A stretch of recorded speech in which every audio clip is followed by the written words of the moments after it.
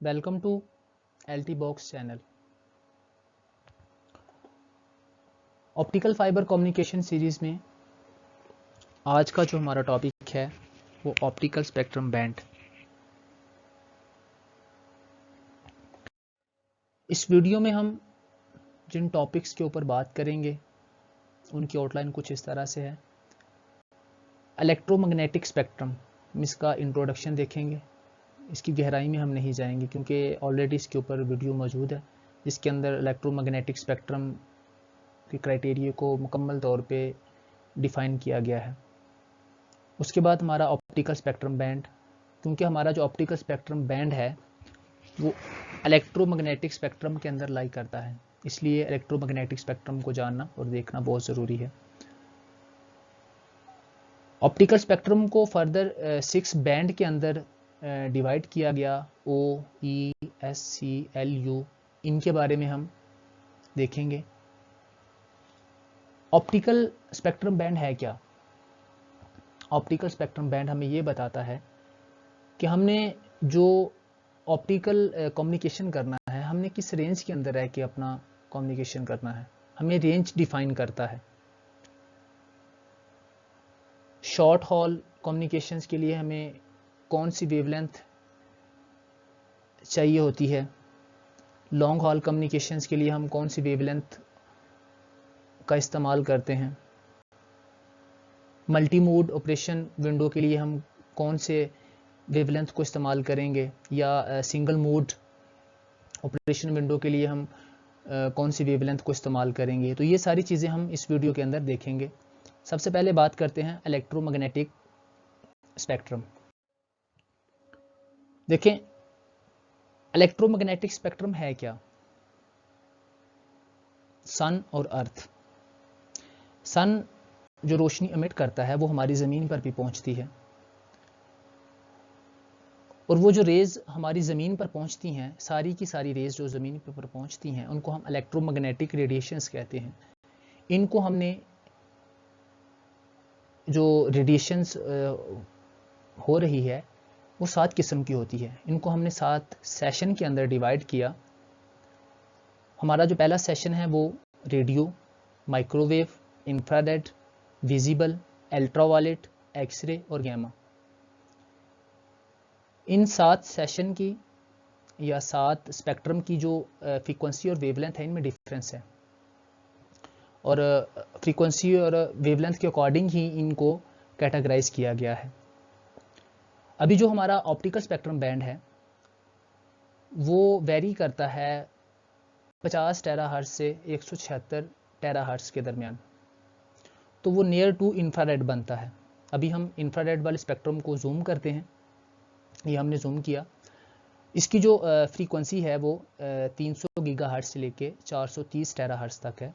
ये हमने 300 गीगाहर्ट्ज़ को जूम किया, 4, 5, 6, 7, 8, 9,000, यहाँ से हमारा टेरा स्टार्ट हो जाता है, अप टू हम 430 टेराहर्ट्ज़ तक चले जाते हैं। तो जो हमारा ऑप्टिकल स्पेक्ट्रम था वो वेरी करता था 50 टेराहर्ट्ज़ से 176 टेराहर्ट्ज़ तक, तो वो अप्रॉक्सीमेटली ये एरिया बनता है। यहाँ पर हमारा ऑप्टिकल स्पेक्ट्रम बैंड वेरी करता है। तो हमने देखा कि इलेक्ट्रोमैग्नेटिक स्पेक्ट्रम के अंदर हमारा जो ऑप्टिकल स्पेक्ट्रम है, बैंड है, वो कहाँ पे मौजूद है। अभी हम बात ऑप्टिकल स्पेक्ट्रम के ऊपर करते हैं। ऑप्टिकल स्पेक्ट्रम बैंड, इसकी फ्रीक्वेंसी जो वेरी करती है वो 50 टेराहर्ट्ज़ से लेकर 176 टेराहर्ट्ज़ तक होती है। ITU ने इसको डिफाइन किया, इंटरनेशनल टेलीकम्युनिकेशन यूनियन ने। उसने ये डिफाइन किया कि जो भी ऑप्टिकल कम्युनिकेशंस होगा वो 717 नैनोमीटर से लेकर अप टू 1675 नैनोमीटर की रेंज के अंदर रहकर होगा। वेवलेंथ को हम लैम्डा से रिप्रेजेंट करते हैं। जो टोटल हमें वेवलेंथ अलॉट की गई ITU की तरफ से वो 770 नैनोमीटर से लेकर 1675 नैनोमीटर है। अभी इसके अंदर जो हमारा 850 नैनोमीटर से लेके हमारा जो 1300 नैनोमीटर का रेंज है, ये हम मल्टी ऑपरेशन विंडो के लिए इस्तेमाल करते हैं, जिसके अंदर हमारे कोर का डायामीटर जो है वो काफ़ी लार्ज रहता है, जिसमें हम मुख्तलिफ वेवलेंथ को मुख्तलिफ डायरेक्शन पे फॉल करा के लाइट को प्रोपोगेट करवा के कोर के अंदर एक एंड से दूसरे एंड तक हम लाइट को प्रोपोगेट करवाते हैं। तो 1310 नैनोमीटर से लेकर 1625 नैनोमीटर की जो वेवलेंथ रेंज है, इसको हम सिंगल ऑपरेशन विंडो के लिए इस्तेमाल करते हैं। यहाँ पे हमारी एक वेव जो है वो एक टाइम में एक पाथ को फॉलो करेगी और सोर्स से डेस्टिनेशन तक जाएगी। जो मोस्टली ऑप्टिकल कम्युनिकेशंस में वेवलेंथ यूज़ होती हैं वो 850 नैनोमीटर, 1310 नैनोमीटर और 1550 नैनोमीटर की वेवलेंथ यूज़ होती हैं, क्योंकि इनमें लो लॉसेस होते हैं, काफ़ी एफिशिएंट होती हैं ये। और जो 980 नैनोमीटर और 1480 नैनोमीटर और 1625 नैनोमीटर की जो वेवलेंथ है, ये स्पेशल वेवलेंथ होती है, स्पेशल पर्पस के लिए इनको यूज़ किया जाता है। जो फील्ड से रिलेटेड हैं उन्होंने नोट किया होगा, जो पावर मीटर है हमारा, जो सिग्नल्स की पावर को, ऑप्टिकल सिग्नल की पावर को हम डिटेक्ट करते हैं, या हमारा सोर्स मीटर होता है, या हमारा OTDR जो अगर मल्टी फंक्शनल है तो उसमें सोर्स और पावर मीटर दोनों इनबिल्ड होते हैं, तो उनके अंदर ये वेवलेंथ रेंज इनबिल्ड होती हैं। तो हमें पता होना चाहिए हम क्या काम कर रहे हैं, हमें कौन सी रेंज को सिलेक्ट करना है, शॉर्ट हॉल है, लॉन्ग हॉल है, सिंगल मोड है, मल्टी मोड है, तो ताकि हम अच्छे से परफॉर्म कर सकें। अच्छा, अभी देखें जो टोटल अलॉट की गई थी हमें वेवलेंथ, वो 770 नैनोमीटर से लेकर 60-75 नैनोमीटर तक थी।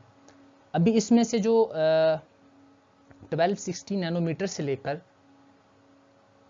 यहाँ से लेकर 1675 की जो नैनोमीटर की जो वेवलेंथ है, लॉन्गर वेवलेंथ है, इसको ITU ने मज़ीद आगे 6 बैंड के अंदर डिवाइड कर दिया। वो भी हम देखते हैं।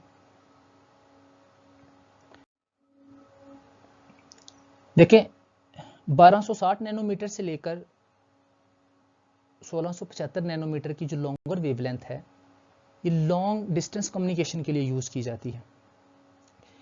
काफ़ी परफॉर्मेंस, सुपरलेटिव परफॉर्मेंस हमें प्रोवाइड करती है ये। इसको हमने 6 बैंड के अंदर डिवाइड किया। O band, original band, E band, extended band, S band, short wavelength band, C band, conventional band, L band, long wavelength band, U band, ultra long wavelength band. इन band को मज़ीद 3 categorise में divide किया गया है। अपर window, जिसके अंदर हमारे O और E बैंड आ जाते हैं। मिडल विंडो, जिसके अंदर हमारे S और C बैंड आ जाते हैं। लोअर विंडो, जिसके अंदर हमारे L बैंड और U बैंड आ जाते हैं। हर फ्रीक्वेंसी की हर वेव की जो फ्रीक्वेंसी होती है वो डिफरेंट होती है। फ्रीक्वेंसी, वेवलेंथ और एनर्जी का आपस में क्या रिलेशन है और ये किस तरह आपस में इंटरेक्ट करती हैं, ये लाइट वाली वीडियो में हमने डिस्क्राइब किया था। अगर कॉन्सेप्ट क्लियर है तो कंटिन्यू करें, अदरवाइज़ एक दफ़ा स्टॉप करके चैनल पर मौजूद है उसको एक दफ़ा देख लें, ताकि कॉन्सेप्ट क्लियर हो जाए और ये चीज़ आपको अच्छे से समझ आ सके। अभी सबसे पहले हम बात करते हैं अपर विंडो की। अपर विंडो के अंदर हमारे 2 बैंड हैं, O और E। इनकी जो वेवलेंथ है 1260 से लेकर 1460 नैनोमीटर तक होती है और इनकी जो बैंडविड्थ है वो 100 तक रहती है।